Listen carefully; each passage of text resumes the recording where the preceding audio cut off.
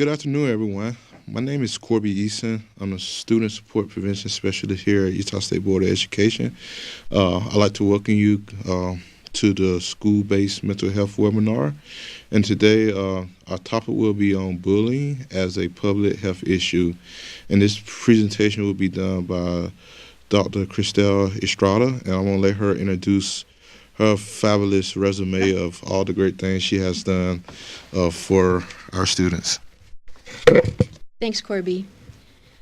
So my position in the state office is over Title III, which focuses on federal programs and support for English learners, specifically refugees and immigrant students, and also, students who have grown up here with another language and still haven't achieved academic English for early college coursework. So if you look at the slides, this is really talking about prevention in relationship to science, and the science is about mental health from the Centers for Disease Control, and then the implications for policy and practice. So we're going to talk about three basic things. How does this report change the conversation and why science? And then how can policy change practice in schools? And then what now? What can we do? What are the things that we can that are actionable and we could do either in our classrooms or with our counselees or support the administration of schools and engaging parents in this very important topic. So I'm going to actually start out with two videos. And while you're watching these, I want you to actually think about what you notice about the students. So one is younger children talking about their experiences of bullying. And then the second short video is one that focuses on teens talking about bullying. And one of the reasons I always think it's important to start with the voices of children and youth is that, that's kind of our common moral purpose. The way in which adults work with each other is the extent to which that kind of work benefits students.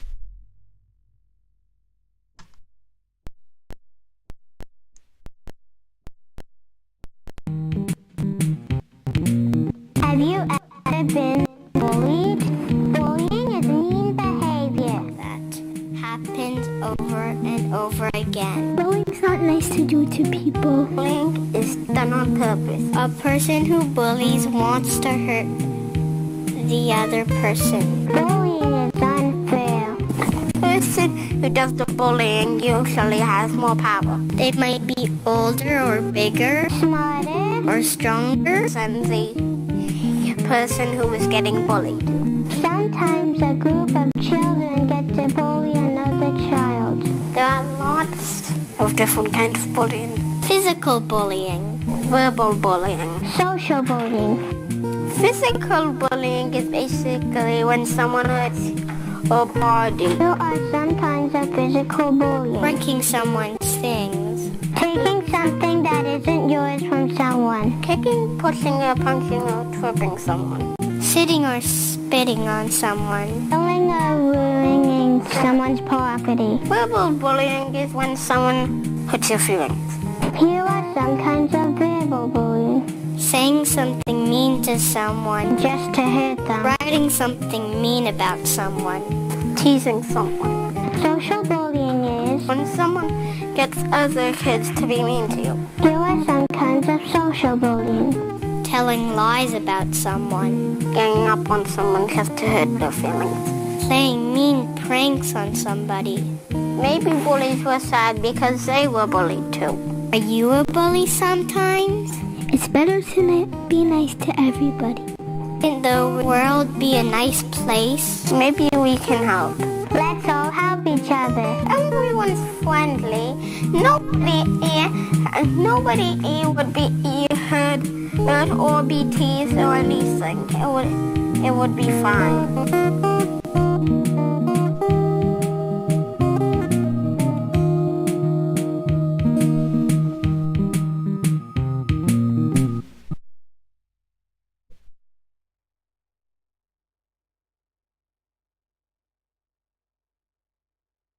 Okay, so that's the first one about young children talking about bullying.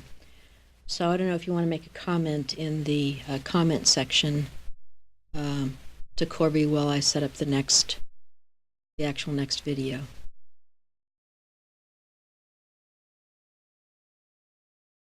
Anybody commenting?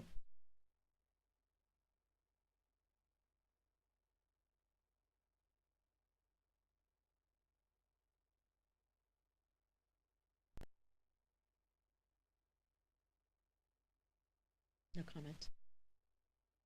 Okay, now we're going to listen to teens talking about bullying. And I guess the question is, listening to how those two perspectives are different. So these are teens talking about bullying. And if you notice, all this work is being framed in relationship to issues of health.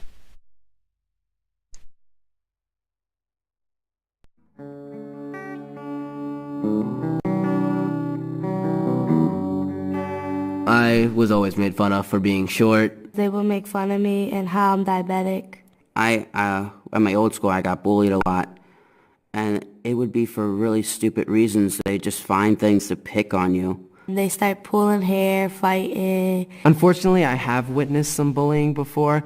In high school, the way it is nowadays, it's kind of hard not to, which is the really unfortunate thing. I saw this one group and it looked really fun and I wanted to be part of it, but I don't know if they were maliciously trying not to have me be part of their group. I don't think that was their intent, but I do think that they were oblivious to me and they just kind of like, oh hi, and then just walked away, and it kind of hurt. They were like, oh, she's diabetic, she can't eat this. Oh, she's diabetic, she can't eat sugar, that ha ha ha, blah blah blah. And I didn't like that, so I just spoke my words and that's it. But then I realized that I didn't really need to be part of their group because I saw, there are other people out there that really want to be my friend. Those people didn't want to be my friend, but there are the people who do want to be my friend, and those are the people I should pursue friendships with. I think that if everyone really just saw the good in people, then there wouldn't be as much bullying. And so that's what I try to do. I try to see the good in everybody as much as I can. And I try to welcome them or at least console them. As soon as the bullying starts, you need to put a stop to it. You need to go directly to somebody as soon as it happens. Because if not, the bullies will know that and they can just think that they can keep taking more advantage of you. Okay, so we'll wait a minute to see if there are any comments to talk about what your insights are in relationship to what the younger children talked about and what the teens talked about. So we'll just wait for about 30 seconds if you have any comments that you want to write to Corby.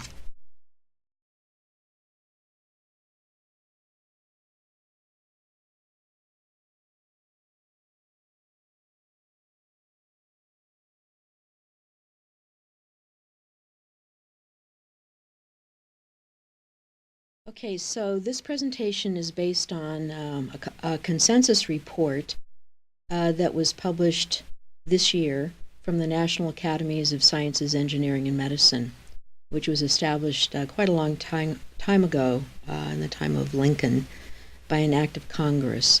It's a consensus report because it focuses on all the leading researchers in all the fields that are related to a particular issue.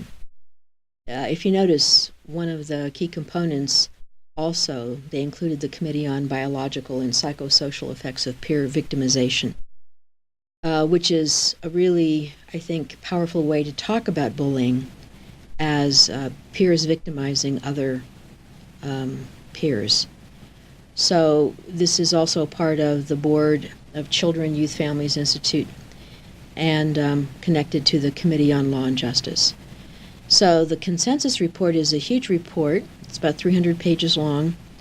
The reason it's a consensus study is you bring all these researchers together. They look at the studies in relationship to key questions. The key components in this particular research is the biological and psychosocial consequences of peer victimization. So, physically, biologically, what happens to students who are bullied. And we'll see the consequences in relationship to those who are bullies, those who have been bullied, and those who are bystanders. And then the risk and protective factors that either increase or decrease peer victimization, the behavior, the actual behavior, and then the consequences of that. So that's how this is framed. One of the reasons this report is so, I think, really excellent is it focuses on conceptual models to help us better understand that the nature of children's development and also peer relationships are very complex, and they're determined by a wide range of different indicators. So if you look at this graphic, it's an ecological theory of development for the child, where you have the individual in the center, and then the closest to them is the family, religious institutions, health services, peers, and schools. So you see that the whole nature of schooling and how schools engage family, health services, and the way they work in relationship with the students in those schools is really critical. The next concentric circle is the mesosystem. Now, this is really interesting because the mesosystem actually describes the way in which the microsystem and all these individual contexts, so family, school, peers, health services, religious institutions, how they all have the possibility of collaborating and interacting with each other. On the outside, you have, neighborhoods, communities, you have mass media, you have local community politics, work services and social services, and then in the broader, larger macro system, you have attitudes, ideologies, and you have beliefs of the larger culture. So the way in which this graphic supports the idea of the development of children in relationship to all these supportive systems and structures is really important.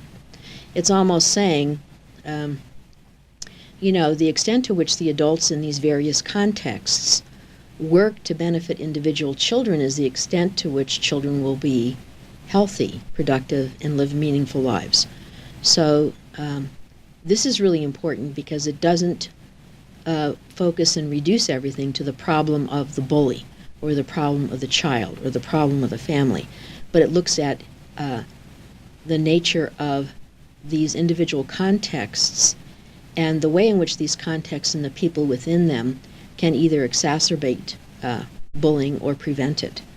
So I think this graphic is a really a powerful kind of representation of the ecology of the way in which young children develop.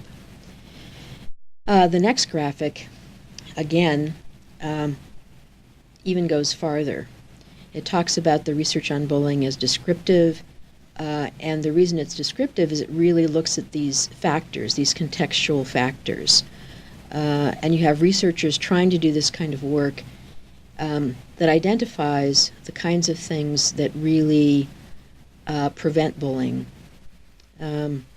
So at the community level, you have community norms, you have your neighborhood, you have this whole idea of what being integrated into a culture, the culture of schools, and what that culture of schools does in relationship to outcomes for students.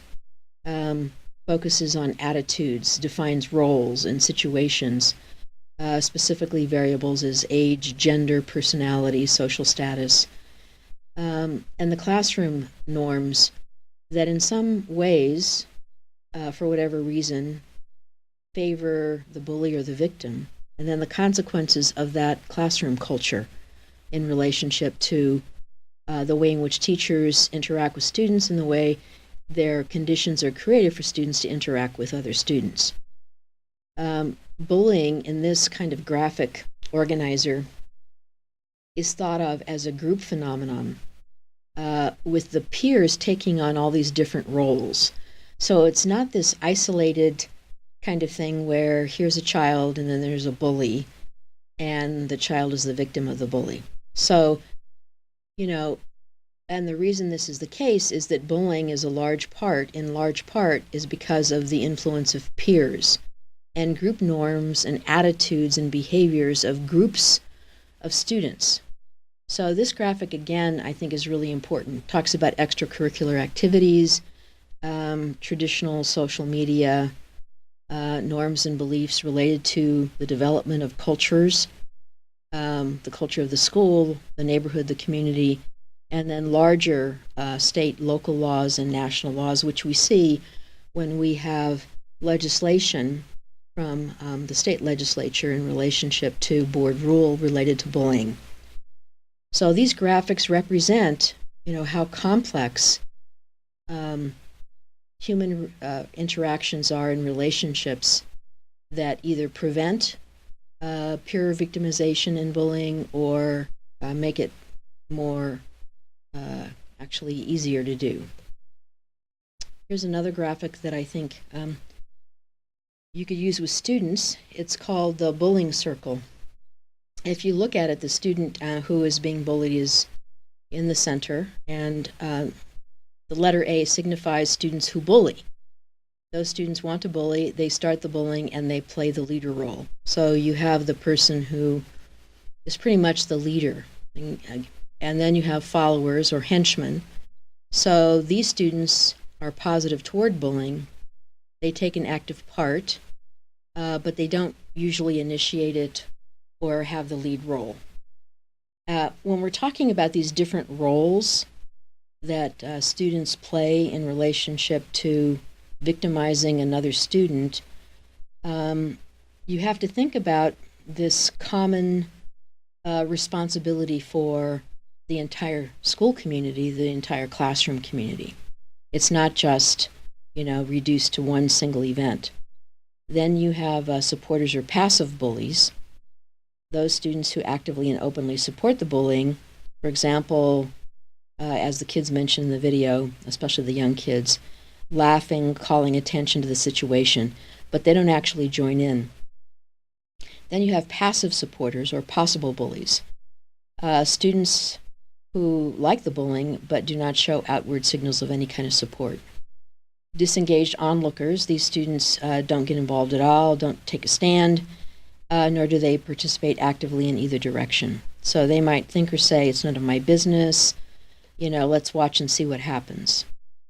Now, the disengaged onlookers, when we get down to the science, you'll see that there are issues related to, that kind of mindset.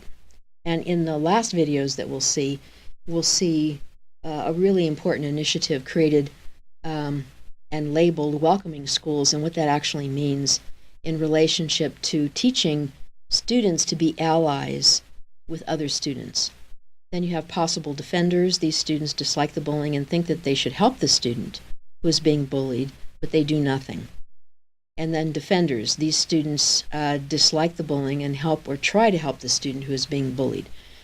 So when you look at this, you see that the whole idea of a single incident related to bullying is much broader in relationship to the actual culture of the school and the conditions in classrooms.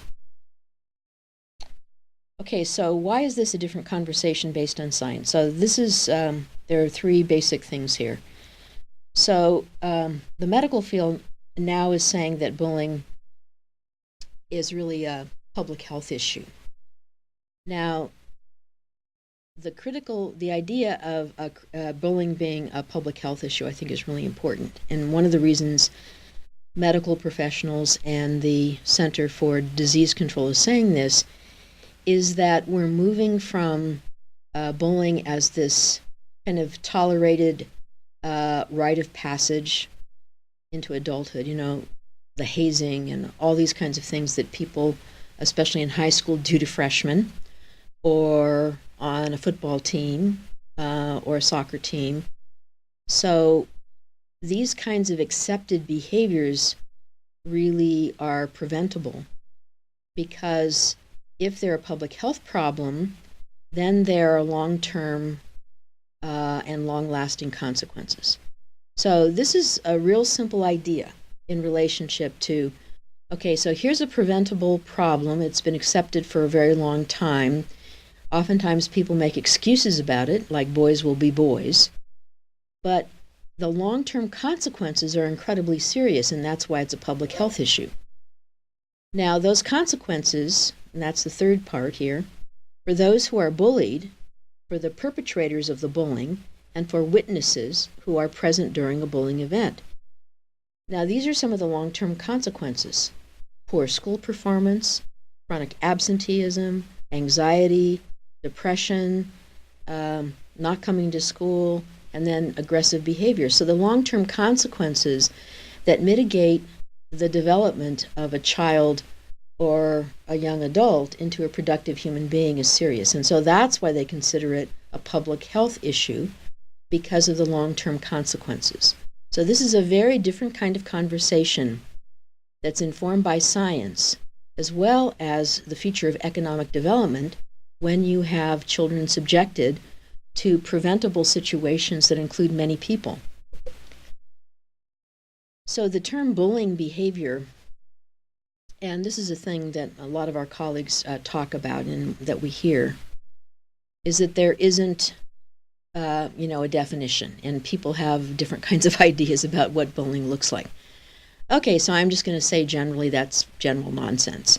And part of the reason I'm suggesting that it's nonsense is that the Center for Disease Control and Prevention has defined bullying. And the way they define it in the context of disease and public health is, and there are three aspects of it: bullying is an unwanted aggressive behavior by another youth or group of youths who are not siblings or current dating partners that involves an observed and perceived power imbalance. And you notice the young children, which I think is really interesting in the video, they talked about bullying as being an issue of power, and is repeated multiple times or is likely to be repeated. Bullying may inflict harm or distress on the targeted youth, including physical, psychological, social, or educational harm.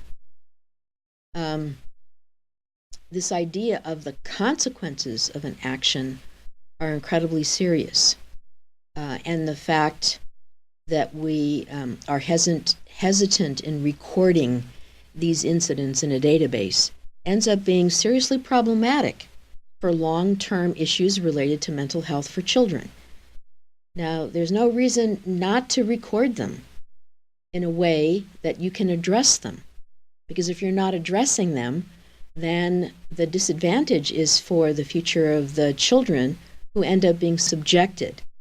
Recently, I was in a focus group with parents, and they brought up several issues of bullying. Bullying because, of certain religion that somehow are considered not as valuable as other religions, even to the point of kindergartners pulling off young Muslim girls' headscarves, which is totally unacceptable.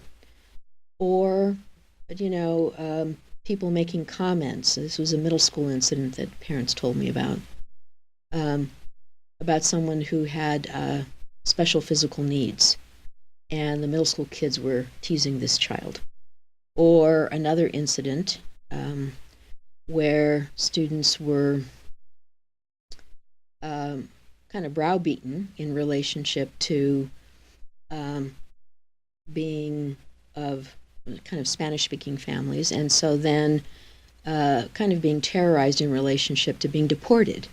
So, these kinds of behaviors are really not just serious, but, we actually have an obligation to address these issues, in multiple ways.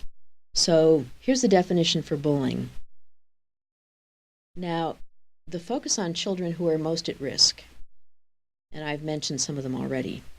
So there are high risk factors in combinations with just a few protective factors. So as you saw with the child who was talking about diabetes, so children with disabilities. Polyvictims mean children who have multiple issues. Maybe they are special needs students and they're also English learners. LGBT youth. Children living in poverty are included in the study. The issues related to classist discrimination is incredibly serious, especially when you consider that 1 in 4 children in Utah go to bed hungry every night. So the issues around poverty end up being a serious indicator for those who are most at risk of being victimized by their peers. One of the criteria, one of the role of the way in which bullying occurs is the role of stigma. And the role of stigma is evident not only by specific groups, LGBT youth with disabilities, but also in the specific types of bullying that some youth face, which is bias-based bullying, and that's based on race and ethnicity. So that's the other thing, that people are protected. Children have civil rights. Their parents have civil rights, who are English learners and refugees. And so the whole way in which, specific types of bullying, where some young people have to face these issues. The committee was really interesting. They study experiences of being bullied, vulnerable subgroups, so those race, ethnicity, sexual orientation, and they can't be disentangled from the whole kind of history of discrimination and unfair treatment based on a certain kind of identity, when you identify with a certain group, and the consequences of that for children, their families, their neighborhoods, and their communities. So here are some conditions of risk and the effects, which I think is really critical to look at. Studies suggest that individuals who bully and who are also bullied by others are especially at risk for suicidal behavior and increased mental health problems. Now, this is a really interesting distinction. Individuals who are involved in bullying in any capacity, now this is any capacity. We're not just talking about the bullies. So we're talking about the perpetrators, the targets, and both. So the student who is bullying and then the student who is a target of bullying, that same student, are statistically significantly more likely to contemplate or attempt suicide compared to children who are not involved. Now remember, not involved in bullying at all. So the relationship between the perception of not having a valued life and being isolated and alone, the tendency then, based on the research, is really they're more significantly likely to contemplate or even to attempt suicide. So these conditions are really important for really specific reasons. Oftentimes we separate the issues related to suicide and suicide prevention from bullying and peer victimization and bystanding and school culture. But all of those things are interconnected. So those who bully and are bullied, children and youth who do the bullying are most likely. So now we're talking about they're doing the bullying. Now they're more likely to be depressed, engaged in high-risk activities such as theft, vandalism. In later life, they have adverse outcomes compared to those who do not bully. Now there's one distinction that they make that I think is really interesting, and it's about individuals who bully others may be in fact maladjusted, but then there are others who are motivated, and I think you get this from the teen conversation of the young girl who wanted to be a part of a group. So others are motivated by establishing their status within a peer group, but they don't necessarily evidence negative outcomes as those who are actually doing the bullying. The committee also concluded that individuals who both bully others and are themselves bullied appear to be at the greatest risk of these, psychosocial outcomes. So the implication, so you can see just from the introduction, is that that mental health issues related to peer victimization, ends up being a serious issue, particularly related to the way in which schools have a really significant role in mitigating the damage done in these situations that include many people. And as you would guess, physiologically, that the chronic stress and trauma really has an impact on social cognitive abilities, so the ability to focus in classrooms, emotional self-regulation, to mediate the relationship between being bullied and these adverse mental health outcomes. So I think this is a critical piece where it says, regardless of social emotional self-regulation, being bullied seems to have an impact on mental health all the way until adulthood. So even when people have the capacity for social emotional self-regulation, the impact of having been bullied has long-term effects.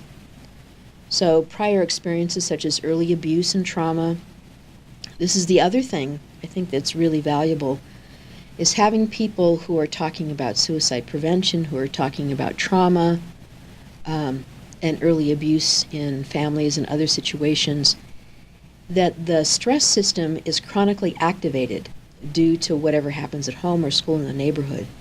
And so the length of the bullying experience and the child's support system, they all interact to contribute, this kind of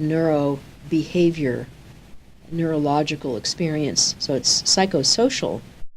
The outcome of bullying has that impact based on chronic stress. So I've done this before with mindfulness practices, but let's just look a little bit at the chronic stress caused by these examples in relationship to bullying, being bullied, being the bystander of incidents of bullying. So this whole idea of emotional self-regulation really focuses on parts of the brain that secrete hormones. So you have the threat system that really focuses on adrenaline and cortisol being secreted, and feelings of anxiety, anger, disgust, really being worried in relationship to protecting oneself. The drive system, which is motivated toward, wanting to be successful, pursuing, achieving, progressing. You see this in all kinds of environments where, you might have a situation. I was a high school teacher and supervised a lot of football games and basketball games, and you see, these intense feelings and drive, and then the consequences of that often happens when the self-soothing system, which is more of a feelings of being contented and safe, aren't really activated. So the way in which chronic stress has an impact on how students learn and also how they interact with others is, really significant, and I think it's important. So, because it's not, that kid is a bad kid, he's a bully. It's looking at the conditions in the child's life in relationship to what's really happening with the child. So let's go down to policy and changing practices in schools. So school-based programs are interesting that focus on prevention because they usually don't really work very well for lots of reasons. When people say, well, what's the best, bullying prevention program, as if it were a silver bullet to really solve all these complex relationships that are happening within the family, the neighborhood, the community, the school community, the classroom environment. So generally the research says that, these general universal school-based programs for bullying prevention typically don't have the greater effect. So what does?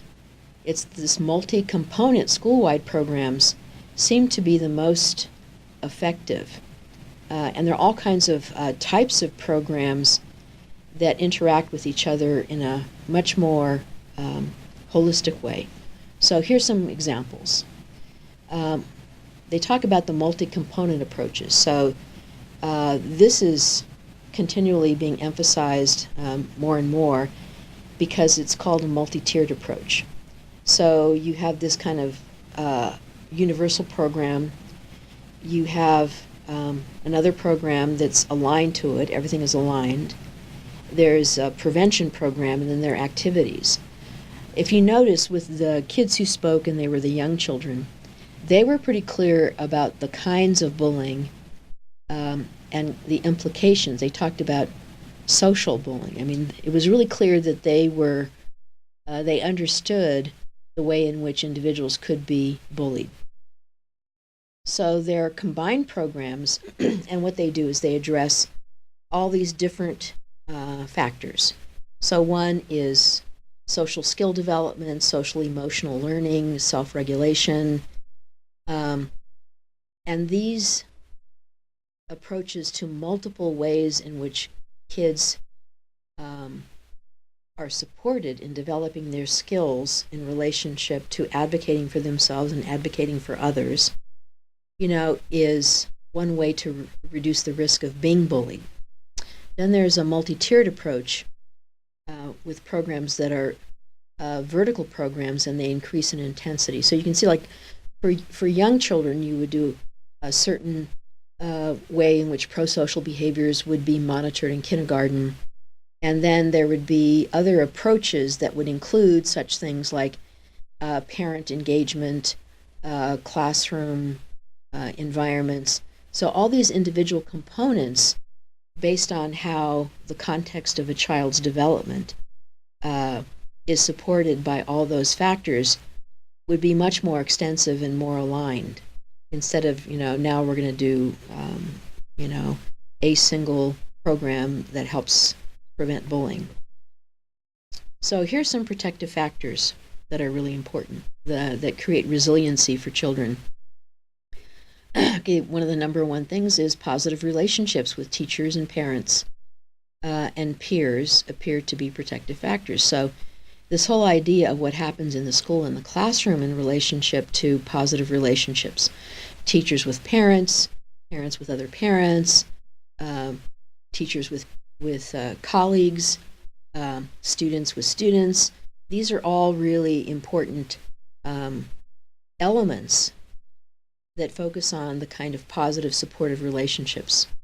And of course, families play a critical role in the prevention. I was doing a focus group, and it was so interesting with parents of English learners, and one of the mothers she was just incredible. And it was a group of about 40 people from 3 or 4 different languages. And she was talking about how she was mentoring her son to stand up for himself and what to say when he was actually confronted by someone who was being abusive to him because he was Latino. And it was so interesting to hear her give her son the words that weren't mean or aggressive, but were really advocating for himself and his own identity. And after this parent finished, like, everybody in the room, all the 40 parents, started applauding, because the family plays this really critical role for emotional support, to promote disclosure of bullying incidents, and also this whole idea of coping skills. So coping skills is related to the capacity of kind of reading, a social situation and then learning how to respond and not be reactive.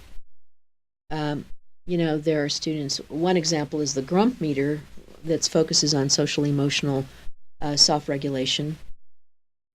And there was a student, and he was using the Grump meter for blue is calm, so it's colored, blue, green, yellow, orange, and red. And the way in which young children can use those colors to help them name their feelings and attribute situations that help them stay calm. And one, obviously, is, to stop before you strike out at someone, and to breathe. And so I've seen children in Rose Park Elementary and other schools across Utah using these methods to help them de-escalate and be more responsive instead of reactive. Some research points to again, is to better engage bystanders who have the best opportunity to intervene. In the videos at the end, you'll actually see an initiative that's called I mentioned before, is Creating Allies. and what the role of the bystander could be in relationship to advocating for and standing up for students who are being victimized by others. Okay, so again, these are school level factors as positive correlates to prevent. So if you look at them, they're really clear. If you want your school to be a place where bullying doesn't happen and the students become skillful in creating responses to the kind of aggressive behaviors or conversation or language that's being used to them, the thing where prevalent bullying happens is when schools have poor teacher-student relationships. When teachers and students don't have quality relationships, and teachers tend, because of their anxiety or whatever, to be reactive in relationship to when students come into their classroom, it ends up not really creating a positive relationship. So this piece is really key. I was at one high school, and it was an alternative high school, and it was an English class, and they were doing group work, and they'd done text-based evidence, and they were working together. And a student came in late, and the teacher was incredibly welcoming to the student. There was no blame, there was no interruption in what the students were doing, just, oh, so happy to see you. And so these kinds of positive interactions based on whatever it is, because whether the student was late based on themselves or based on something else, a condition beyond what they can control, the goal is, what does a welcoming classroom really look like for every single student? Another indicator that encourages bullying behavior and prevalent in certain environments is when students really aren't engaged in school activities. So a question has come up quite a bit over the last 2 years in relationship to school fees and fee waivers for poor children, and how oftentimes they're not really engaged in activities because of prohibitive costs. So the question always is, what is the opportunity gap that we have for students to actually be engaged? There are a lot of schools who have late buses, especially in high school, where the kids don't have to rush home, and many of the high school students, especially coming from poor families, actually need to provide support for their family's economic well-being. And then again, which I think is a really important piece, it's perceptions of a negative school climate. If kids perceive that they are not welcome, and that when they go into the school, there is an unwelcoming, unfriendly, negative school climate, then that just exacerbates the level of stress and anxiety that students have. This is a great quote from the appendix, and it's a community-based provider, which I think is really important in relationship to partnerships, to actually expand the extent to which we work together in the neighborhoods and the communities where our families, are. They're, amazing examples. Granite School District has 31 learning communities in the actual schools that support after-school programming, programs for refugee families to learn English, for job skills, food pantries. I mean, these amazing communities that create, the positive school climate where parents and families feel really comfortable, where the paraprofessionals are Arabic speaking, So there are all kinds of wonderful places in Utah that are exemplars for what a welcoming community looks like. So this quote is interesting. It says, certain kids are much more vulnerable in bullying. Bullying behavior is not evenly distributed. Certain kids take the brunt of it, including Asperger's kids and others with disabilities, as well as minorities, immigrants, refugees, goth types, nerdy kids, and any other who occupy the fringes and are already uncomfortable in their own skins. Though it can start in the first grade, the really challenging stuff often crops up in 5th and 6th grades, especially among girls. The ones being bullied are the very kids already at risk for depression, bipolar disorder, anxiety, which bullying can worsen. Social media can exacerbate this by making it less obvious and visible.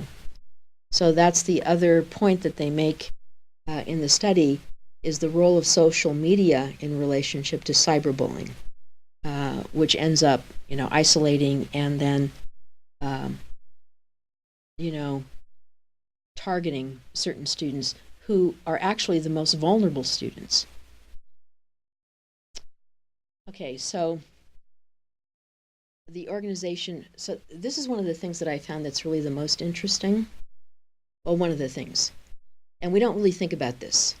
So they actually talk about the organization of instruction. So school instructional practices can exacerbate the experience of bullying. Now, I found this really interesting, because it actually focused on the idea of teaming, where groups of students are organized together in smaller learning communities. The reason I found this interesting is when I was when I worked at Pasadena High School in California, we have 5 smaller houses, and it was organized so that teams of teachers worked with just 90 students. And part of the issue was we had an Alpha House, Beta House, Gamma House, and we had International House. And International House, we had programs for English learners. And as soon as kind of the Office of Civil Rights and other groups, it was really obvious that that kind of segregation and the way in which kids were tracked together ended up not being all that successful for them. And the reason was that students in the teams that share these academic classes, especially when kids are tracked based on the way in which schools have organized their master schedule, it limits their exposure to the larger school community. There's one middle school who ends up having 3 different programs, and they do some of the most amazing work with refugee students. And they have a buddy program to mitigate the separation based on the kind of the pattern of courses that kids take. So there are all kinds of ways to mitigate these kinds of isolating experience. And the criteria you could use, which is also in Civil Rights for English Learners as well as IDEA, is thinking about the least segregative environment in which, there are heterogeneous groupings for kids to really help them have a broader sense of the larger community and be more connected. And it's interesting, there's also this issue related to transitions, bullied by their peers from fall to spring of 6th grade. So this increased experience of teaming, especially in upper elementary, ends up being a real challenge. And again, the research on classroom size has shown, relative to a large classroom, sometimes it magnifies the effects of bullying because it ends up being more obvious when the targets of bullying are more visible in classrooms that are less populated. So I'm not making an argument against smaller classrooms. I'm making an argument about the way in which tracking often exacerbates kind of the segregation and limits the capacity of kids to have a broader experience in the school, within the school community. So inclusive and welcoming environments. So they're just kind of simple approaches, schools thinking about multi-component programs focusing, number 1, school climate, school culture, positive behavioral support, social emotional learning, and violence prevention more generally, rather than implementing a bullying-specific preventive intervention. So if you take anything away from this, the biggest thing that you should take away is that focus on school climate, school culture, relationships with adults, relationships with parents. What does a welcoming, inclusive school environment look like? The other thing is this kind of suspension and the exclusionary techniques that people use instantly as a response to bullying situations. Okay, so these aren't really effective. They don't really help. They result in academic problems, in behavior problems. And then when you see patterns of who's excluded and who's suspended, then you have to identify what kind of school culture you actually have and who's welcome and who's not welcome. So, and one way to look at that is what they talk about is the school-wide discipline. Now, it's interesting because fair discipline practices in schools can reduce the risks of bullying behavior.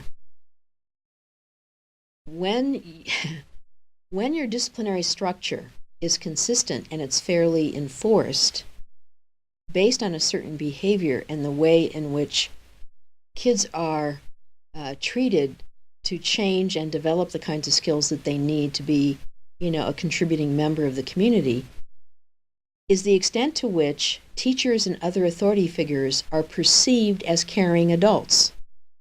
So that's a really important relationship. If the kids perceive the adults as not caring about them, that actually equates to the tendency to disregard rules and end up with reactionary behavior. So, and it's kind of it sounds strange, but it's kind of a logical conclusion if you don't have anybody in the school community that really cares about you, cares if you're there, cares if you do well.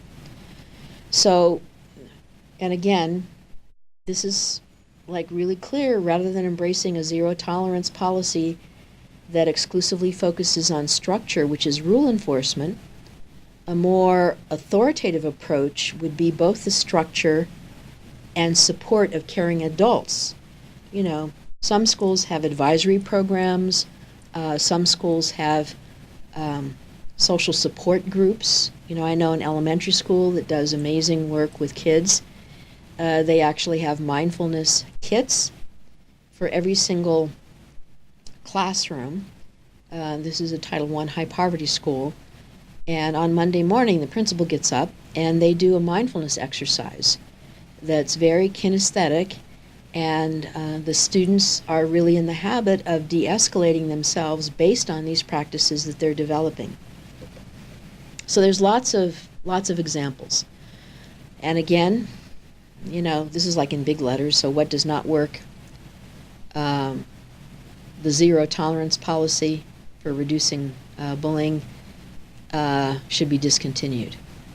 The focus should be on evidence-based policies and programs that are multi-tiered and engage families and parents and communities in the real work to build kids' capacity to be productive, contributing members of whatever group they're involved in, not to be segregated and isolated. So here are some examples of evidence-based work. So many effective classroom focused interventions. This is from the What Works Clearinghouse with Strong Evidence. It's to alter or remove the factors that trigger students. Now, if we don't help students understand what triggers them in being violent and angry or being reactive, then we have to think about ways that oftentimes what triggers students is things that they don't make explicit and that we don't create conditions for them to talk to us about. So it's between the classroom setting, academic demands, the students' strengths, preferences, and skills. So it's logical if students come in and they feel totally incompetent and they're not engaged in what they're learning, then obviously there's going to be, a reaction from them. So teachers can reduce the occurrences by reinforcing classroom expectations. You can do it all kinds of ways. Rearranging the classroom environment, schedule learning activities, focusing on actually the students' needs and meeting them, individually adapting instruction to promote high rates of student engagement and on-task behavior. When we do observations for Title III, the quality of engagement and on-task behavior is one of the mitigating factors against, not just off-task, but kids being reactive toward other students. So what is the recommendation? That teachers actively teach students social and behavioral appropriate skills. So it's all about teaching the students the kind of skills that help them have a productive life. And so then the teachers help the students learn how, when, and where to use these skills. I've seen a really brilliant example of this in Park City High School, where it was a class in Latinos in Action, and they talked about using social capital to confront microaggressions when other students came up in their faces about immigration status or, other issues.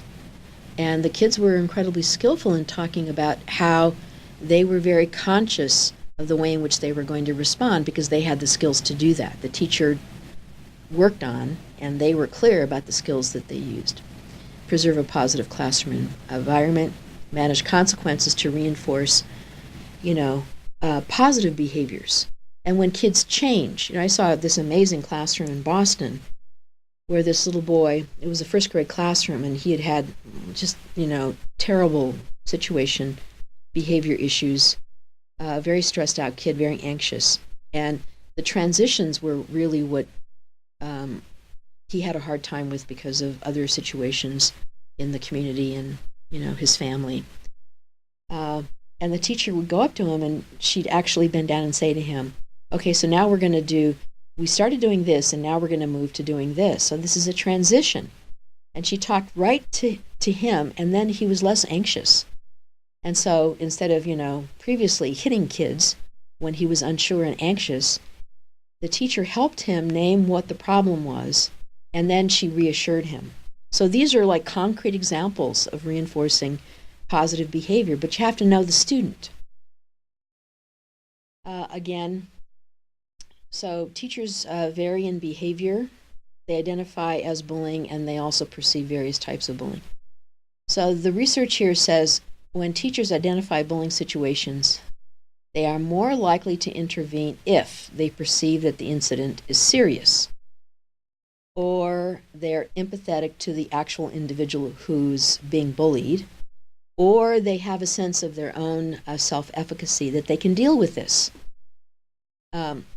So teachers are unlikely to intervene if they do not have proper training. If they don't know how to do that, if they don't know how to intervene in situations where they see kind of these peer victimization going on, then their tendency is not to. So it's really important that students and teachers report that teachers do not know how to intervene. So I would really encourage you, if you're a counselor, to really think about supporting teachers in not only knowing the definition, like those little kids that we saw in the beginning, but to actually understand how they can intervene and then develop the skills in the kids to be more responsive and less reactive. And then the other thing is connectedness to others. So, if there's one trusted adult in the school, if a kid has one trusted adult and they know they can go to that adult, it makes all the difference in the world. Not only for LGBT youth, but also those who are being bullied, because the kids then know that that teacher is an advocate. And there are schools who try to do that to ensure, especially at the high school level, that every single student has one adult that is committed to them and is their advocate. So the question is now, what do we do? So the support for student self-regulation, mindfulness practices, pro-social behavior, really understanding bullying as a public health issue is really significant, because it's not just about this physical, but it's altering the stress response system in the brain. So what you're actually doing is you're creating conditions for children to create new neural pathways so that the way in which they make decisions in their life are focused on positive, self-regulating emotions, and that they can name those emotions. I've seen all kinds of interesting programs where little kids are helped in identifying how they're actually feeling. There was one school that when the kids would come in, and if they were hungry, in the circle, they could talk about if they didn't sleep at night, if they had a nightmare. And so that classroom meeting really created a transition from everything they had experienced before they came to, the school community. I saw this over and over again when we went to Canyon School District, because in elementary schools, they have classroom meetings. And the function of that is to really help the kids with transition into the environment of school. So again, it's about what happens in the brain, the self-soothing system, how to feel connected.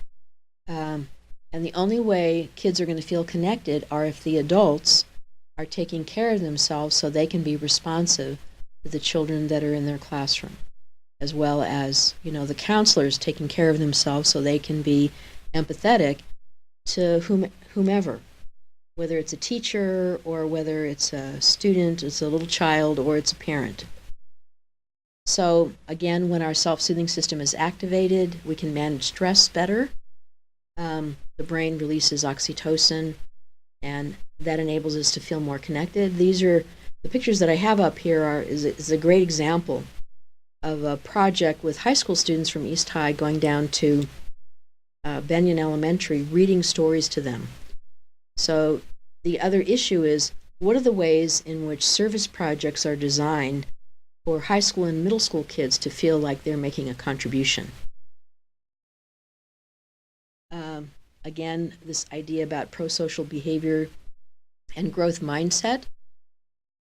One of the largest longitudinal study tracking kindergartners, it was a 50-year study, I think done by Dartmouth, large sample size, and they found out that kindergarten kids who actually manifested pro-social behaviors in kindergarten, like helping other children and then asking for help themselves, the long-term results were that they not only finished high school, but they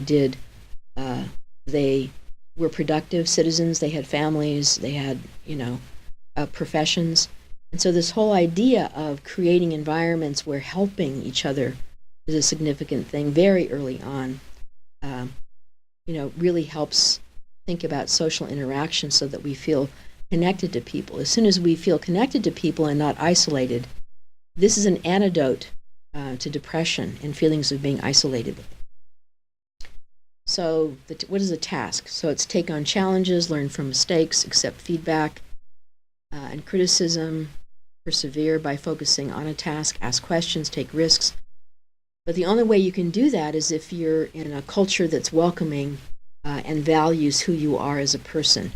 So in the prevention of bullying, the key is developing positive relationships and a welcoming environment. It reduces anxiety. Social anxiety for kids is, and especially at the middle school level, really focuses on not that kids don't like other kids. In early adolescence, your biggest concern is you're thinking about what other people are thinking about you. And so that ends up creating the social anxiety, that not only reinforces being awkward in a group, but not developing their skills to be socially warm, inclusive, and so isolated again. Anticipatory anxiety in children, and especially in adolescents, happens when they're going to school and the environment is not a welcoming environment, and they're dreading what's going to happen, right? So they don't go to school. So chronic absenteeism often has a connection to the perceptions of kids in relationship to what happens to them when they get to a school environment. So I'm going to finish with two videos. This is the Human Rights Foundation. It's called Welcoming Schools. And I'm going to encourage you to listen. And Corby, we'll have this posted, right, so they could download it? May I ask for you, please? Okay. So, yeah, this will be downloaded. And, I think there's so much more to this because, of the multiple contexts and how you actually engage. We could do really amazing work for kids because our whole goal is the extent to which the adults work collaboratively together, and are not chronically stressed out by environments, is the extent to which we can help, the children that we love have a future and have a wonderful family life and contribute to the economic development of Utah. So I hope you enjoy these two. One is a student talking about what makes him feel safe, and then the other one is a principal.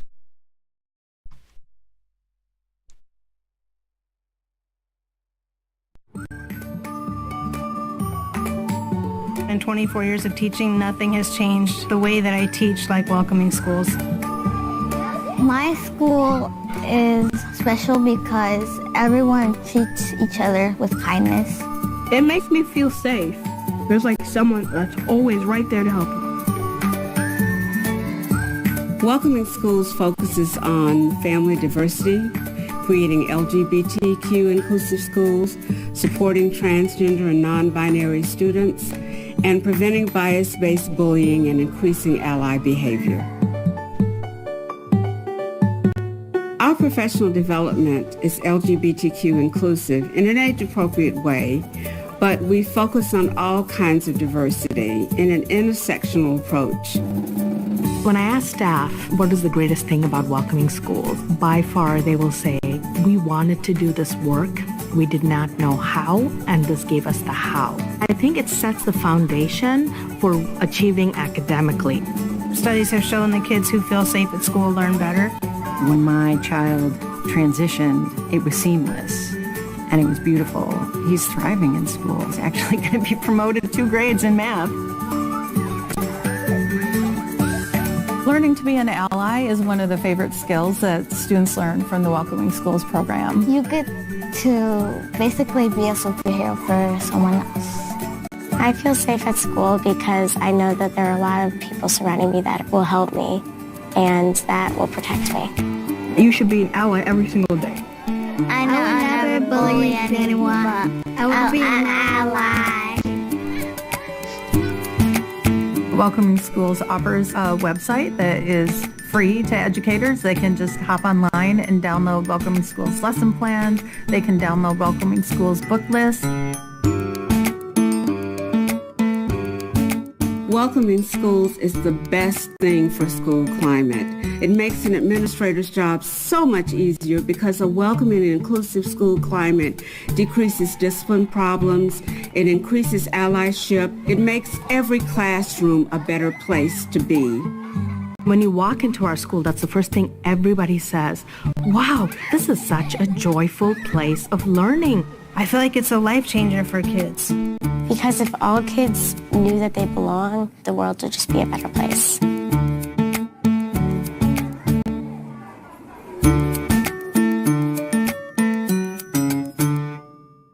Is there a question?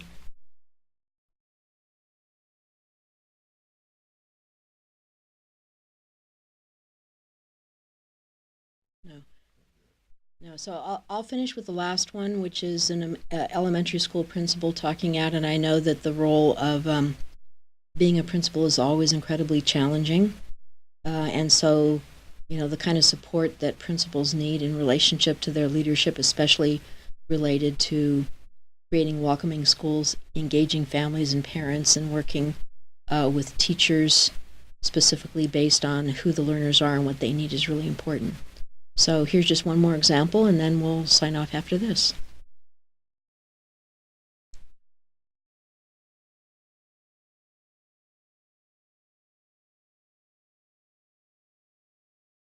Well, we talk a lot about schools needing positive climate. For children to be successful, they need to be seen and valued and respected. There are some people who are talking about it, and there are some people who are doing it. And Leroy Gaines is doing it. When I arrived 4 years ago, there was this one missing link, which was how do we teach our kids, our students, our community, to actually stand up for others, for folks who might not look like them, might not dress like them, right? That it does take courage to do that. Not just to sort of stand on the sidelines when they see things happening, but to actually to stand up for injustice. I think what we needed here was sort of like a blueprint of how to make it concrete. And Welcoming Schools has been that blueprint that has helped make that happen. So I'm getting an award for being an ally, but really I'm getting an award because you guys have all been doing such a good job of being an ally, and the teachers have done such a great job of teaching you how to become an ally. The challenges that we've seen in the past around bullying and anti-ally behavior is actually almost all we just don't have them anymore. Our family coalition is definitely pushing us to think broader than just the walls of our school, and to bring it into our students' homes and into the community. No, absolutely. It is a legacy for me, and it's a legacy for, I think, all the adults that work in this building. Really feel deeply about this. So.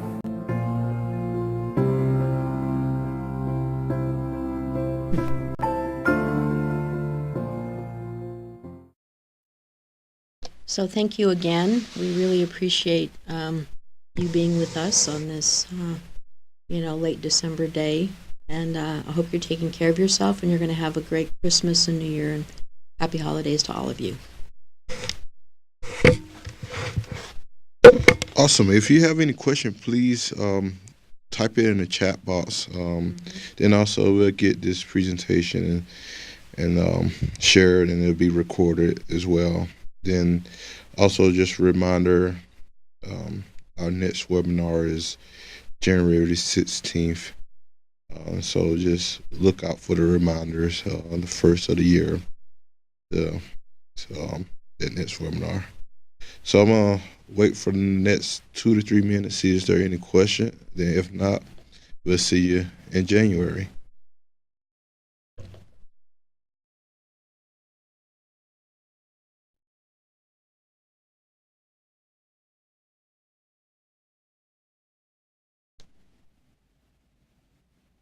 We can also give the link to the actual report too. Yeah, and also we'll provide a link to the actual report, so you can have that resource as well. Again, we'll see you next time, and have a great holiday.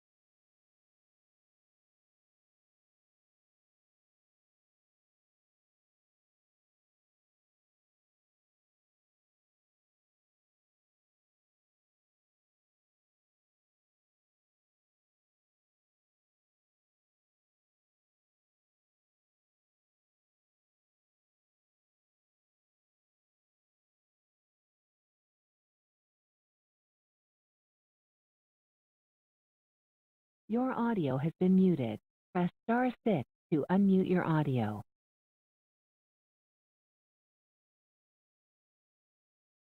Your audio has been unmuted. Press *6 to mute your audio.